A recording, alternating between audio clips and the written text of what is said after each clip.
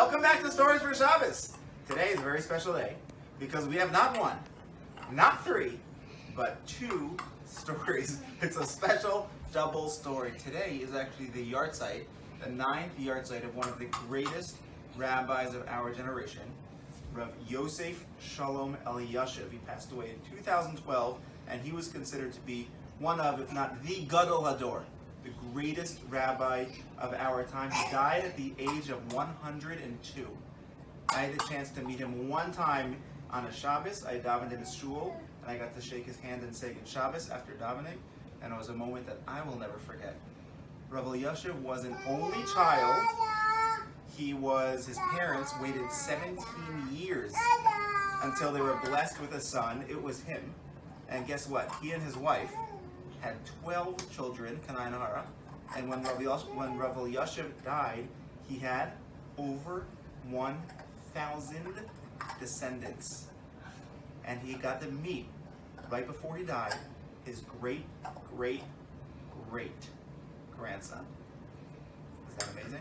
Anyway, here's two of my favorite stories about Rav Eliyashiv, because Rav Eliyashiv was famous for learning and teaching Torah and answering questions and meeting with people all day. He barely slept, he didn't do anything else. He was just involved in Torah almost 24 hours a day. But these two stories are my favorite ones because they give a full picture of who Rav Eliyashiv was and what it means to be a Gadol Hador, to be the greatest rabbi, or one of the great rabbis of your generation. Story number one. There was a new yeshiva that was being built. And sometimes when there's a new building or a new yeshiva, a new school that's being built, they invite special people and big rabbis to come and give a bracha and to be there when they put down the first brick or when they start digging in the ground to build the foundation. And they wanted Rav Eliyashiv to come, but he was very old. I think he was already like 99 or 100 years old. So they decided, instead of asking him to come to the place where they were building the new yeshiva, they went to his house. And he gave them a little bracha, and he gave them a little shear, and they actually brought one of the bricks that they were going to use to build the building so that it would be like he was there when they started the building. So they stayed with him for a couple of minutes, and he gave them a nice bracha, and then when he was done, his Gemara was in front of him, so he looked down and continued learning his Gemara. And everybody who was there started schmoozing. They started talking to each other. How you doing? It's nice to see you. And one of the people who was there felt very bad. Rav Eliyashiv is trying to learn, and here we are talking. We're probably distracting him. And they went over to his daughter, and they said, you know what, should I try to get everyone out of here as soon as possible? Because I don't want to be disturbing your father while he's learning. And you know what she said? Don't worry about it. Once my father starts learning Gemara, he's like in a different world. He doesn't hear them at all.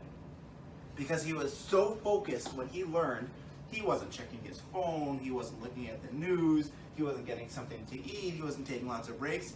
He was like in a different world. He was so focused on his learning and on the Torah in front of him that he didn't even notice anything else that was around him. That's story number one. But listen to story number two. Story number two is a story that one of Rav Eliyashiv's students, whose name was Rav Yitzchak Shiner, Zecher Tzadik Livracha, he also just died about a year ago.